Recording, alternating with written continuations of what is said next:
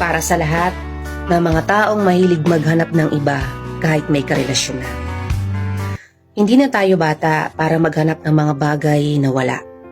Siguro nga, may mga bagay na wala sa kanya, kaya hinahanap mo sa iba.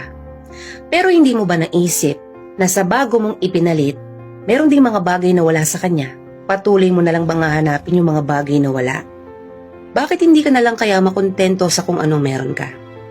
Baka isang araw, sa kakahanap mo sa mga bagay na wala, ikaw yung tuluyang mawalan. Tumandang mag-isa dahil nasasabik ka lang naman sa umpisa.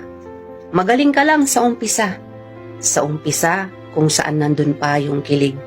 Wala pang problema at wala pang hindi pagkakaunawaan. Huwag ka masyadong mapaglaro pagdating sa pag-ibig.